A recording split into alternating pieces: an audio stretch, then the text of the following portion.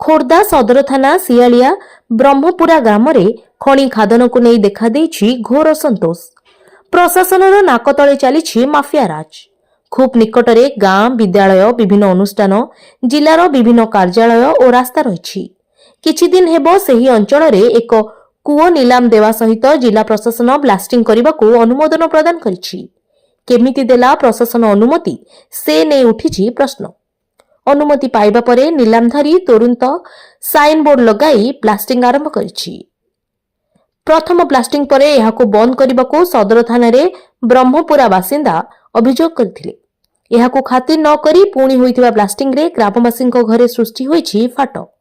ସେହି ସବୁ କଥା ନେଇ ଗ୍ରାମବାସୀମାନେ ଏକାଠି ହୋଇ ଆଜି ଖୋର୍ଦ୍ଧା ଜିଲ୍ଲା ପରିଷଦ ସମ୍ମିଳନୀ କକ୍ଷରେ ଚାଲିଥିବା ମିଳିତ ଜନଶୁଣାଣିରେ ଜିଲ୍ଲାପାଳଙ୍କୁ ଏକ ଲିଖିତ ଅଭିଯୋଗ ଦେଇଥିଲା ବେଳେ ଜିଲ୍ଲାପାଳ ଏହାକୁ ଗୁରୁତର ସହିତ ନେଇ ଆର୍ଆଇଙ୍କୁ ତଦନ୍ତ କରି ରିପୋର୍ଟ ଦେବା ପାଇଁ କହିବା ସହିତ ସ୍ପେଶାଲ ସ୍କ୍ୱାଡ୍ ଟିମ୍କୁ ତୁରନ୍ତ ଘଟଣାସ୍ଥଳକୁ ପଠାଇଛନ୍ତି। ଜିଲ୍ଲାପାଳଙ୍କ ତ୍ୱରିତ ପଦକ୍ଷେପ ଦେଖି ବ୍ରହ୍ମପୁରା ବାସିନ୍ଦା ଖୁସି ହୋଇ ଜିଲ୍ଲାପାଳଙ୍କୁ ପ୍ରଶଂସା କରିଛନ୍ତି।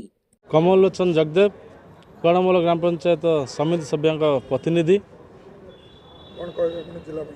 आसलु जिलापाल को अभियोग जनवाई जिलापाल को अनुरोध करी कहूँ जो ब्रह्मपुरा आमर जो खनिटी लीज देइछंती तांको बंद करंतु। आमे सब बेले लोकों सेवार अच्छु लोकों सेवा करने कि जिलापाल को अभियोग करने आसचु।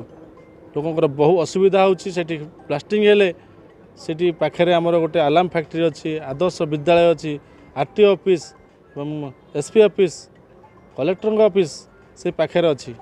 लोकंर बहु क्षति होची सेपटे रास्ता गोटे गवर्नमेंट रो गोटे श्मशान मध्य से पाखरे 50 मीटर हब न हब बोधे सेठी अच्छी। आम अनुरोध कर जिलापाल को जे सेटा को बंद कले आम उपकृत पाइबू। लक्ष्मीनारायण जेना ब्रह्मपुरा ग्रामवासीदा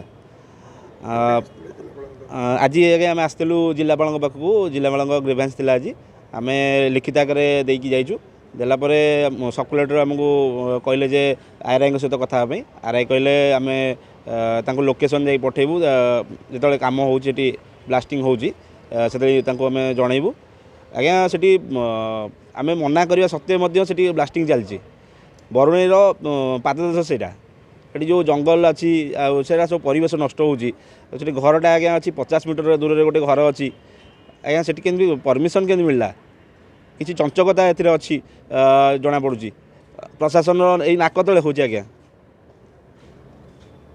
आम भी बारंबार भी आज्ञा सदर थाना भी जनइलुणु जाकि आईएएस को किसी सार किसी प्रतिक्रिया ना आम चाहूँ यहाँ बंद करने जदि आगामी दिन में यहाँ बंद न हुए आम निश्चित भाव में जिलापाल ऑफिस सामने धारणा बसबू।